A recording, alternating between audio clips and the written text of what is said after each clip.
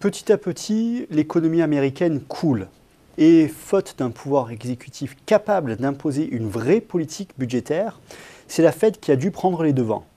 Après avoir ramené les taux à zéro et procédé à 2 opérations d'assouplissement quantitatif en faisant tourner la planche à billets, la Fed a tenté un ultime recours avec l'opération Twist.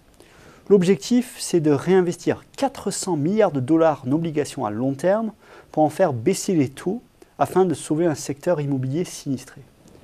La Réserve fédérale est sans ambiguïté dans son discours. L'état d'urgence est déclaré tant les chiffres font froid dans le dos. Le premier de ces chiffres, c'est celui de la croissance américaine.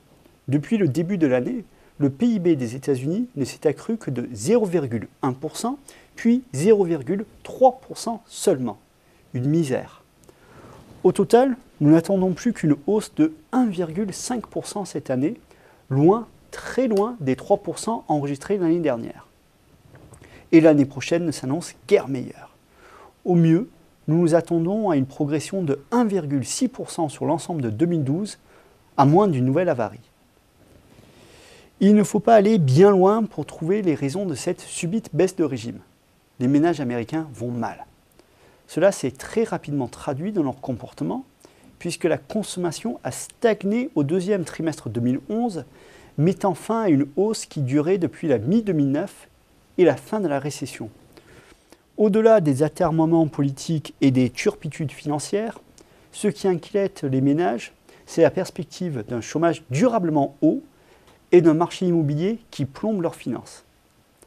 C'est bien simple, en août, 14 millions d'Américains recherchaient un emploi, soit un taux de chômage de 9,1%.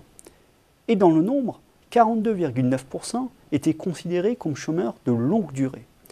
Pour qui connaît les fondements même du way of life américain, accepter de beaucoup travailler en étant flexible avec la garantie d'une grande fluidité du marché du travail, voilà qui est insupportable. Surtout si l'on considère la maigreur des filets de protection de l'État pas spécialement providentiel. L'autre grand socle de la prospérité des ménages, l'immobilier, est tout autant ébranlé. Faute d'acquéreurs solvables, les prix sont remis à dégringoler. À la fin du deuxième trimestre, l'indice Case-Shiller, qui fait référence dans le secteur, était inférieur de 4,6% à son niveau de l'année passée à la même époque. Et il faut désormais remonter à septembre 2010 pour trouver trace de la moindre progression en glissement annuel. Pire, les saisies immobilières continuent de se multiplier. En août, sur les quelques 5 millions de transactions effectivement réalisées, 31% l'étaient à la suite d'une procédure de foreclosure.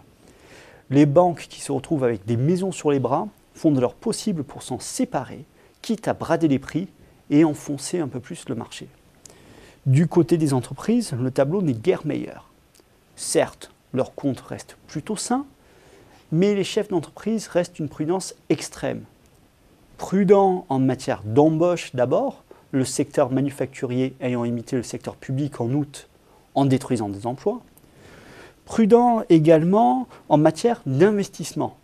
Bien entendu, les dépenses d'équipement des entreprises augmenteront de 6,3% en 2011, mais ce n'est qu'une paille après les 17,9% de baisse enregistrés en 2009, suivi d'un maigre regain de 4,4% constaté l'an dernier. Au total, l'investissement des entreprises ne représente désormais plus que 10,5% du PIB américain, soit 2 points de moins qu'avant la crise amorcée fin 2008. On pourra toujours se consoler en constatant que le commerce extérieur fournira une contribution légèrement positive à la croissance cette année, mais c'est un simple effet d'optique comptable. Les importations décélèrent simplement plus rapidement que les ventes à l'étranger, reflétant une baisse de régime de la demande intérieure. Aujourd'hui, l'économie américaine prend l'eau de toutes parts. Elle ne dispose ni d'autorité, ni de capacité de décision politique.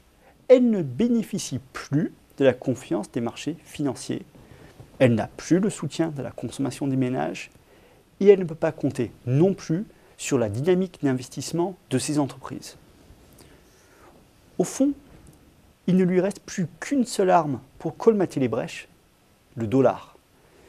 Mais cette arme monétaire ne peut servir qu'à écoper. Surtout, elle ne permettra pas, seule, aux Américains de mener à bien la nécessaire et inéluctable refonte d'un modèle de croissance qui a fini par s'échouer.